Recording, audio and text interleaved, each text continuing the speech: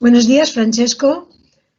Gracias por estar aquí con nosotros y concedernos esta entrevista. En tus charlas has señalado tres cuestiones que los niños y niñas comparten en todos los países.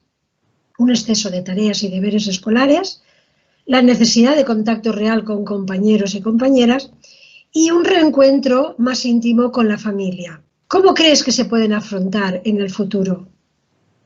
Bueno, como siempre, no olvidándola. Es decir, pasamos por una experiencia muy dura. Prácticamente, cuando yo digo estas cosas, como tú dices correctamente, lo digo frecuentemente, porque considero de gran importancia explicar, presentar lo que piensan los niños, porque en este tiempo lo que ha faltado más es la voz de los niños. Es decir, todo lo que la Convención de los Derechos promete no se ha tenido en ninguna cuenta y todas las decisiones se han tomado a pesar de los niños. Y nosotros, convocando los consejos de niños en las distintas ciudades de nuestra red internacional de las ciudades de las niñas y de los niños, pudimos recoger estas opiniones. ¿Qué significan? Significan, un primer tema es el tema de los compañeros. Los niños decían que le faltaban mucho los compañeros y a veces lo decían en una manera un poco rara, diciendo que le faltaba a la escuela. Pero no era la escuela que le faltaba, sino la presencia, la compañía, la interacción con sus compañeros. Por lo cual, hoy en día estamos viviendo una contradicción muy fuerte. Los únicos compañeros que los niños conocen son los compañeros del aula, de la clase. No era así una vez.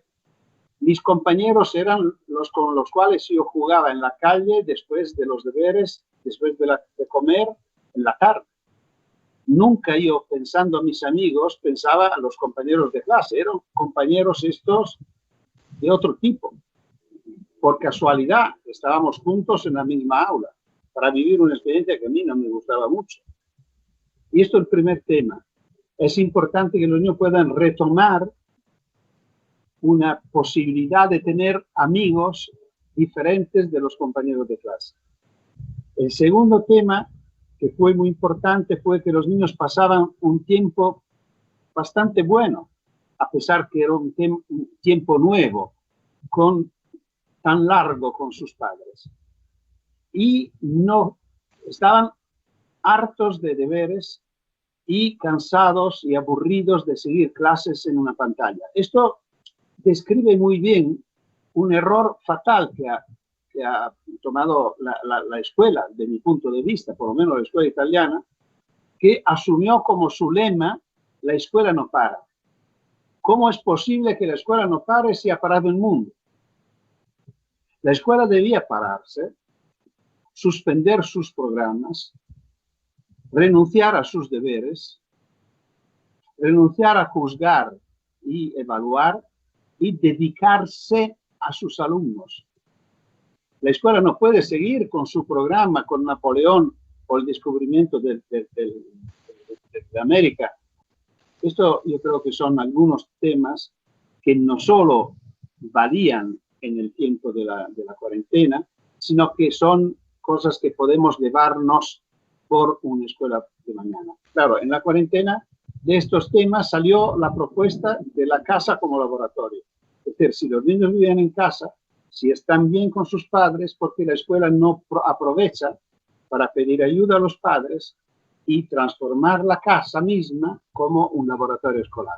¿Cómo podemos aprovechar lo que se ha vivido para crear una situación de rebeldía que haga cambiar la escuela y que logre que el alumnado no esté silenciado y siempre en el último lugar? Bueno, esto es lo que estamos pensando muchos, que es una experiencia fuerte, es una crisis fuerte. Bueno, como decía Einstein, la crisis es la mejor bendición que puede suceder a personas y países. Einstein advertía: no pretendamos que las cosas cambien si siempre hacemos lo mismo. Por lo cual el tema no es si la pandemia nos dio la posibilidad de entender es que tenemos que reflexionar si la escuela que teníamos antes era lo que nosotros deseamos, lo que la sociedad necesita y lo que esperan y necesitan niñas y niños. Yo creo que no. A pesar que hay buenas clases, buenas escuelas, hay buenos maestros. Bueno, nuestro movimiento es un movimiento de buenos maestros. Hablamos de renovación pedagógica porque pensamos que la escuela hay que renovarse. Pero la mayoría de los alumnos se aburren en la escuela. Si los alumnos se aburren, seguro que no aprenden, o por lo menos no aprenden cuanto nosotros deseamos y cuanto la escuela promete. Y no es el tema más fuerte. El tema es que la escuela, así como la tenemos, no corresponde a lo que la escuela misma asume como su responsabilidad. Y no me refiero a nuestras propuestas educativas. Nosotros, de los movimientos de renovación pedagógica en España, el movimiento de cooperación educativa al cual yo pertenezco en Italia, tenemos propuestas muy concretas que de hace muchos años se están realizando y nuestros buenos maestros siempre la aplicaron. No me refiero a estas, me refiero a algo de mucho más válido para todos y indudables, que es la ley. La ley, y lo digo rápido, la ley a la cual me refiero es la Convención de los Derechos del Niño, que es una ley, siendo un tratado internacional, es una ley de alto nivel jurídico. Alto nivel jurídico significa que vale más de las leyes ordinarias, de las reformas, de los programas. Por lo cual no se puede decir, no podemos hacer lo que está previsto en la Convención porque tenemos un programa ministerial que dice el contrario. No puede ser. Vale la Convención. No se respeta el programa. Dudo que hayan programas que dicen el contrario, pero si lo hay, no valen. Todos nuestros países democráticos prometen una cosa muy interesante y muy rara. Afirman con solemnidad que todos los ciudadanos son iguales. Pero no es verdad.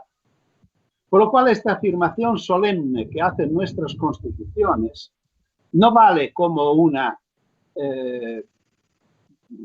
constatación, sino como una promesa. Es una promesa. Nuestros estados democráticos se comprometen para realizar la igualdad. Bueno, esto, por ejemplo, el artículo 28 lo dice.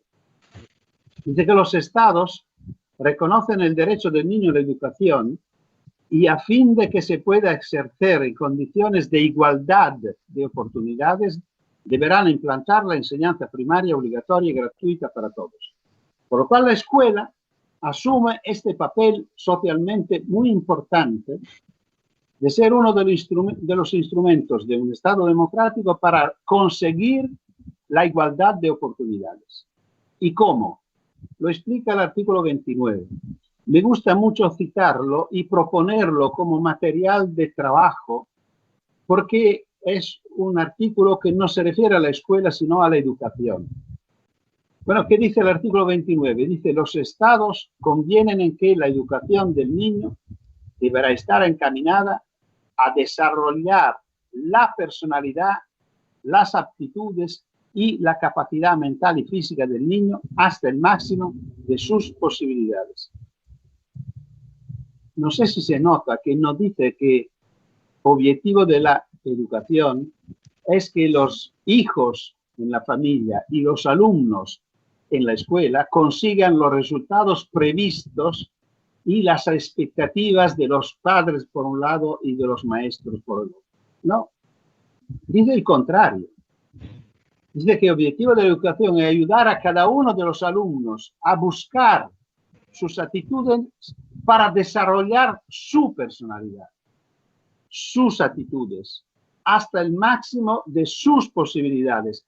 Esta insistencia sobre el sus es para decir que la escuela no debe ser inclusiva, sino exclusiva, debe ser hecha para cada uno de los alumnos y cada una de las alumnas, para conseguir que se realice lo por lo cual nació. Y esto es la receta para sentirse realizado y feliz. Y creo que esto debe asumirse como el objetivo de la educación, tanto familiar que escolar. ¿Qué hemos aprendido de trabajar en comunidad? ¿Es posible potenciar la participación real de la infancia y la adolescencia en todos los ámbitos sociales?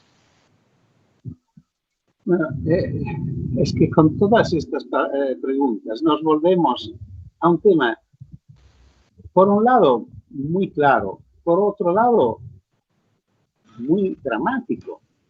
Es decir, lo que estamos preguntándonos en este momento es algo que hemos prometido solemnemente a los niños y a las niñas. No es algo que tenemos que inventarlo. Hay 2 artículos de la Convención de los Derechos del Niño que lo dicen evidentemente. Son los que yo llamo los artículos de la ciudadanía. Porque la Convención hace 30 años, por la primera vez a nivel formal, se reconoce que los niños y las niñas son ciudadanos, no futuros ciudadanos. Esto debería ya cambiar todo. Por lo cual, porque si son futuros ciudadanos, dependen totalmente de nosotros y solo tenemos la responsabilidad de cuidarlos, protegerlos y educarlos para que mañana sean como nosotros deseamos. Pero si son ciudadanos, cambia todo, o debería cambiar todo, porque tienen sus pensamientos, sus ideas, así como antes decía, tienen sus vocaciones, su personalidad y sus actitudes. ¿Cuáles son estos 2 artículos fundamentales? Son el artículo 12, que dice que los niños tienen derecho a expresar su opinión cada vez que se tomen decisiones que los afectan. Y sigue diciendo que las opiniones de los niños hay que tenerse en cuenta. Esto es un artículo impresionante. Yo cuando lo leí la primera vez no me lo creía. Significa que nosotros prometemos a los niños que no haremos tomado más ni una decisión sin consultarlos.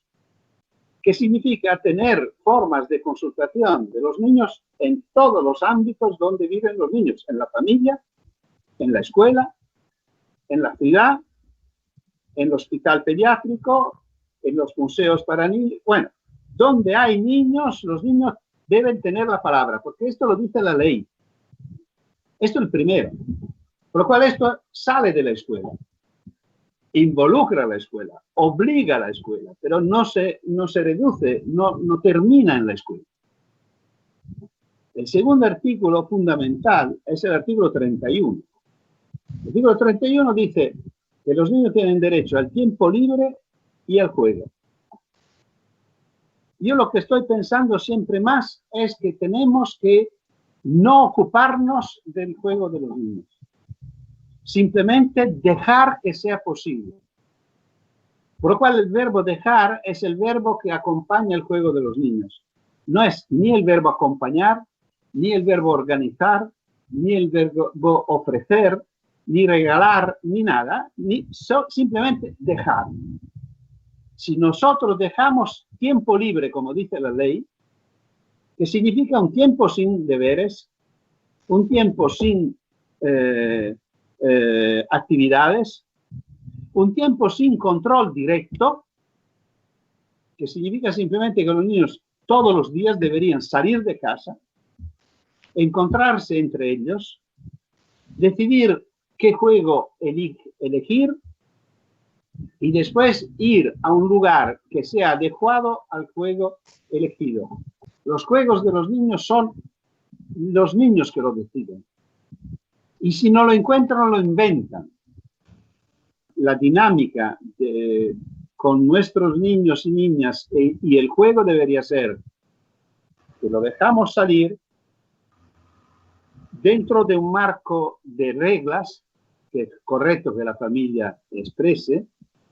Dentro de estas reglas los niños son libres, experimentan la libertad y la responsabilidad de respetar las reglas, es fundamental para llegar a ser adultos. Y cuando vuelven a casa nos contarán lo que ha pasado. Que si jugaron de verdad, no podrán contarnos todo. Muchas de las cosas que se viven jugando no se pueden contar a los padres. Pero esto también hace parte del juego. Porque la transgresión es una parte del juego, así como riesgo, así como obstáculo, el descubrimiento. Son todas experiencias fundamentales que por la mano de un adulto no se pueden vivir. Por lo cual, yo creo que estas son las... Yo espero que todo este tiempo de encierre, de aislamiento que sufrieron los niños nos ayuden a entender a nosotros adultos que es la hora de devolver a los niños esta autonomía, esta libertad que necesitan. Que no sea, ojalá que sea el regalo del virus. Mientras se llega a esa imposición de derechos de la infancia, ¿qué pasos se podrían dar? Es decir, ¿tiene que llegar primero la imposición de derechos de la infancia o se pueden dar pasos para llegar a imponer ese derecho? Los derechos son una ley del Estado, repito, de alto nivel jurídico, por sí mismo debería aplicarse y nada más. Los que no lo aplican son en la ilegalidad. Una escuela que no tenga una forma de consulta de los alumnos debería considerarse ilegal. Pero no me interesa pasar por este camino, porque sabemos que las leyes normalmente no se respetan. El tema es que sin pasar por estos temas que yo decía, de dar la palabra a los niños, de que nos ayuden a entender el mundo, por un lado, y que lo puedan vivir con suficiente autonomía y libertad, es una necesidad sin la cual vamos a pagar un coste mucho más alto. Porque si los niños no pueden hacer tonterías, ¿cuándo es la hora correcta? La van a hacer un poco más tarde. Y esto, nosotros hablamos de los dramas de la adolescencia. No son los dramas de la adolescencia, son los errores educativos que hemos tenido cuando eran pequeños. Porque si una persona puede hacer, repito, tonterías que son pequeñas cuando uno es pequeño, pero te ayudan a entender. Si un niño vive todo el día como están viviendo los niños italianos en este momento, no en este momento, en esta época, no entra en el coronavirus, siempre frente a un adulto, que sean los padres, que sea un maestro, que sea un entrenador, que sea un animador de no sé qué, hasta las fiestas se hacen con personas pagadas para organizar las fiestas de los cumples o cosas así. Que es Ahora, si esto es el tema, los niños no pueden enfrentarse nunca con algo que no sea lo normal, lo regular, el controlado, por lo cual no encontrarán ni un obstáculo ni un riesgo, no podrán elaborar estrategias para ponerse frente al peligro, por ejemplo, no pueden conocer personas. Los únicos que encuentran son compañeros de clase o hijos de los amigos de los padres. Es decir, no están elaborando estrategias sociales para encontrarse con un desconocido, para ver qué pasa, si vale la pena conocernos, para que mañana volvemos a encontrarnos, a jugar. Todo esto va desapareciendo. Y claro que para estos niños, elegir mañana una compañera, o por estas niñas, elegir mañana un compañero por la vida, sin tener ninguna experiencia de este tipo, será complicado. Y no será raro que seguirán intentando por toda la vida sin conseguir una experiencia fuerte, satisfactoria de relación humana y tal. Y esto vale, yo he citado un aspecto, vale para todo. Lo podemos aplicar a nivel cognitivo, a nivel de experiencia, a nivel social, a nivel artístico también. Bueno, es así. Vale. Fenomenal. Francesco, agradecemos muchísimo tus palabras. Siempre es gratificante escucharte. Ahora esperemos que esta situación anómala que estamos pasando desaparezca pronto y sí que podamos encontrarnos, pero en otro momento, pero en mejores circunstancias y podamos darnos un abrazo, saludarnos, porque el contacto humano es lo mejor que hay en el mundo. En absoluto, lo deseo yo también, por primero.